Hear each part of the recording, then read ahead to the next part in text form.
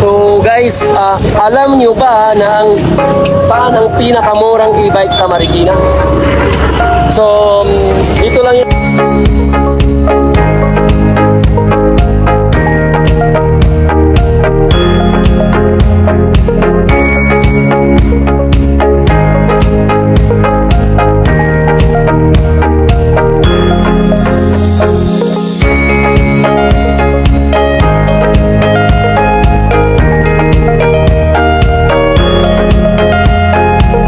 Sa may 217 Bonifacio Street, Tanyong, Marikina City. Ayan o, ayan o.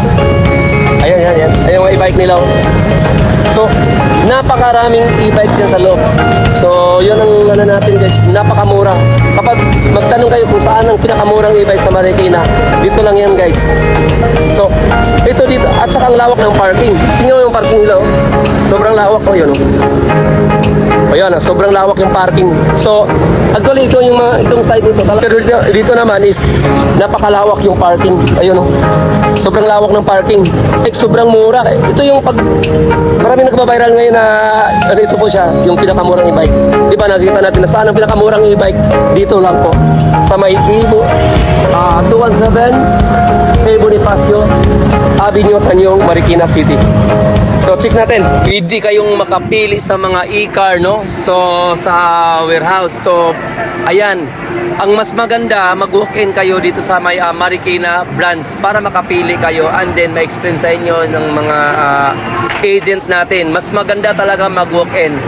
Kung yan ang ina-advise namin, siguro maganda naman din yung through online, pero mas maganda yung makapili kayo personal. Pupunta kayo dito sa branch ng past pinakamurang e-bike sa Marikina. Nandyan naman yung address.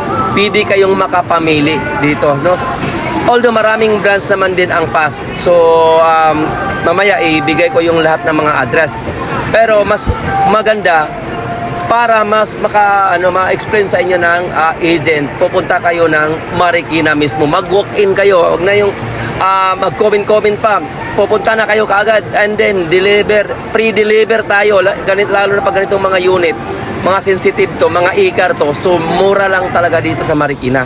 So, mas maganda, pupunta kayo sa branch ng Marikina and order na kayo kaagad, no? So, wag kayong mag-deposit through online. Bawal yon kasi maraming scammer ngayon. So, mas maganda pupunta sa branch at saka doon kayo magbayad mismo, no? And then, cash on delivery, door-to-door delivery ang style ng past e-bike Marikina branch. Ang pinakamurang e-bike sa Marikina. Wala nang iba, past e-bike, no? So katulad ng ganito, itong mga unit na to is 58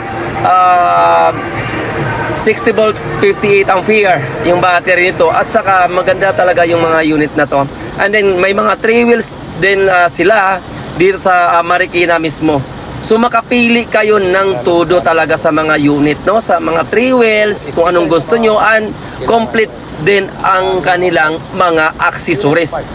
So, no deposit online. Wala na yon. Cash on delivery na to. Diretso na deliver.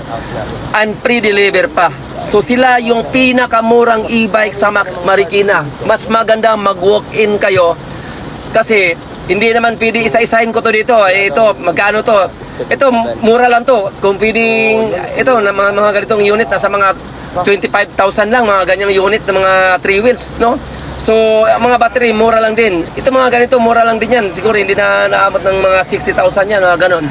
So, tingnan nyo na lang doon mismo sa branch nila at tanungin nyo mismo ang pinakamurang e-bike sa Marikina. Kayo na mismo magtanong doon. Kasi hindi ko to pwede maisa-isa dito, nandito tayo sa warehouse, no? So, dito tayo sa So, automatic freeze from warehouse, ha? Freeze from warehouse ang mga unit. At saka ang dami nilang previous nito. So, gaya sa nasabi ko, kung pupunta kayo sa Marikina, magtanong na saan ang pwesto ng pinakamurang e-bike sa Marikina. Ito na, past e-bike. Mataas ang warranty, 3 years warranty sila. 3 years warranty. Yan ang warranty nila.